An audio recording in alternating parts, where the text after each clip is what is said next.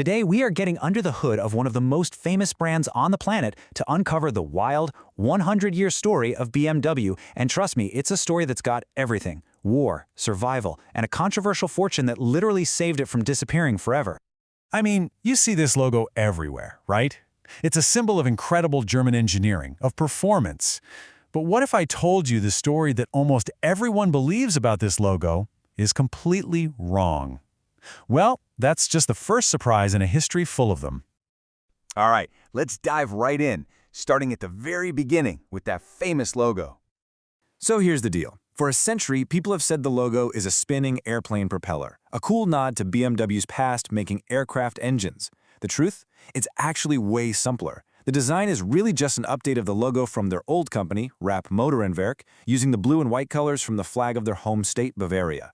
Turns out that whole propeller story was just some brilliant marketing that came along years later. And yeah, their story did start in the sky. While the company we know today really got going in 1922, its roots were in building awesome aircraft engines back in 1917. But then World War I ends and Germany isn't allowed to build planes anymore, so what do? You pivot. Hard. First, they jumped into motorcycles with the legendary R32, and then in 1928 they got into the car game by buying another company.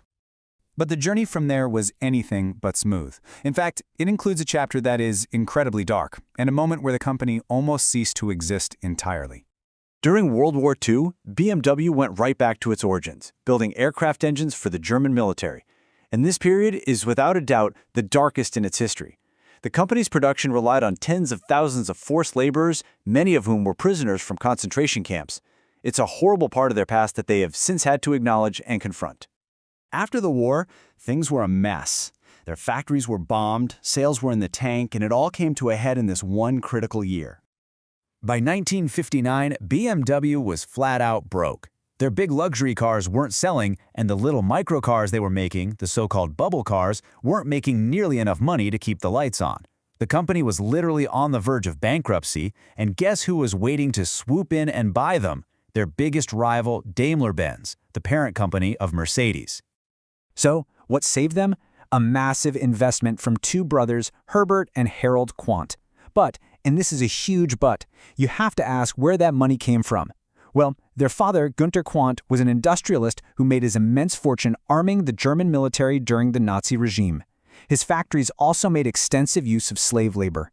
It was this fortune built during that dark era that allowed his sons to buy a controlling stake in BMW and secure its future.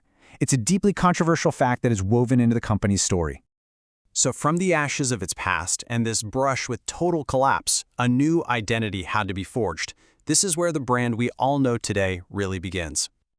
Now that they were safe, BMW had to figure out who they were. And in 1974, they came up with one of the greatest slogans of all time: the ultimate driving machine. And you know what? This wasn't just some catchy ad line, it became their mission statement, their North Star, guiding their engineering for decades to come. And here's how they made good on that promise. The real turning point was the new class sedans back in '62. They were sporty, they were practical, and they basically saved the company all over again. After that, they just went on an absolute tear, rolling out the very models that define them today: the 5 Series, the legendary 3 Series, and the big, luxurious 6 and 7 Series, all within just a handful of years. And this incredible comeback story didn't just save them, it launched them on a path to becoming a global automotive giant. Think about it. They went from almost being sold for parts to building this huge empire. And today, the BMW Group is so much more than just BMWs. They famously bought Britain's Rover Group, which, let's be honest, didn't go so well, but they were incredibly smart to hold on to the Mini brand. Then they managed to get the rights to the ultra-luxury Rolls-Royce brand. Now they're a massive global operation, building cars all over the world. And just look at where they're selling all those cars. I mean, they're still a European powerhouse, of course, but it's pretty wild that China and the United States are now 2 of their top 3 biggest markets. That is a long, long way from home in Bavaria. And if you really want to grasp how insane that growth has been, check out these numbers.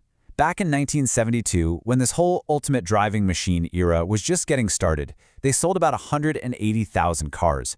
Fast forward to 2023, and it's over 2.2 million. That is absolutely staggering growth in just 50 years. So that brings us to today. And the big question is, what does the future look like for a company that built its entire identity on perfecting the internal combustion engine? For decades, the heart and soul of a BMW has been that engine, right? The high-revving masterpieces in its M cars, the powerful and popular engines in its X-Series SUVs. This is the legacy, the very foundation that built the ultimate driving machine. But the future is electric, and BMW is not just dipping a toe in, they are making a massive pivot.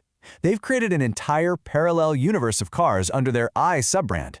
There's an electric version for almost every core model, from the i4 sedan to the iX SUV.